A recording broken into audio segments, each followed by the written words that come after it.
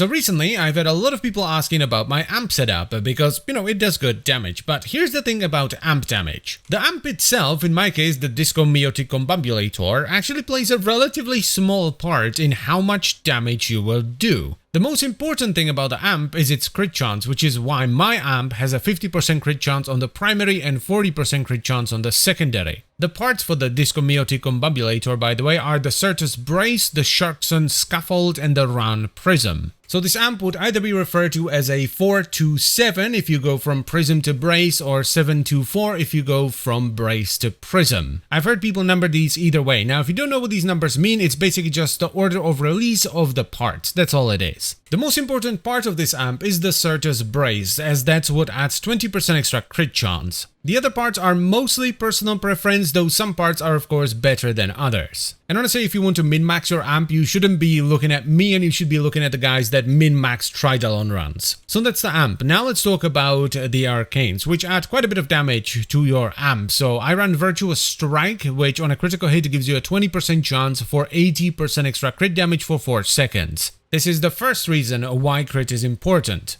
And the second arcane I run, which I haven't bothered maxing out because I already do enough damage, is Eternal Onslaught, which when you deplete your energy gives you 30% crit chance for 8 seconds. Now these arcanes add quite a bit of damage to your amp, but it's still not as important as the next part, Focus.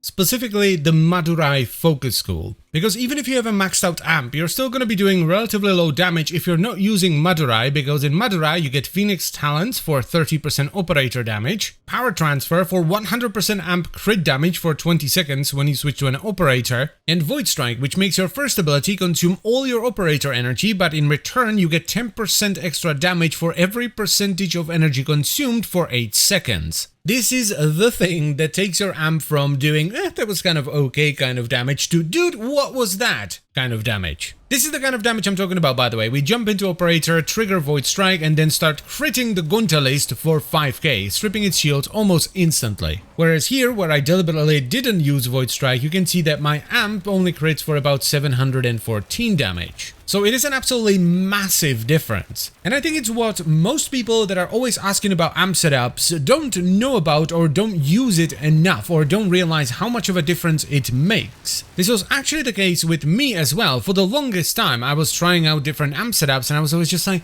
how are these guys doing like 10 times the damage that I'm doing? I have the same amp, I'm using the same setup, so what am I doing wrong? Well, it turns out it was focus. So basically, in order of importance, you want to max out the Madurai Focus School nodes that we just talked about, then you want to get an amp with decent crit chance so you can take advantage of all the crit damage, and then you want to add some arcanes that boost your damage even further. That's it, that's the secret to doing great damage with amps. It's not necessarily the amp itself, though the crit chance matters quite a bit, it's mostly the Madurai Focus School. Another thing about Void Strike is that it's just increased damage, so it will bleed over to your Warframe as well, meaning that if you're fighting an Eidolon and you strip away its shields fast enough to actually have some Void Strike left, you can take advantage of the 1000% damage increase with your Warframe. This makes destroying the Synovias, or just finishing off the Eidolon, much faster. Though with that said, when it comes to damaging the Eidolons, you're generally better off using the Archebex on the Voidrig Necramech, because that thing is the bane of all Eidolons. It is by far the strongest thing you can use against them.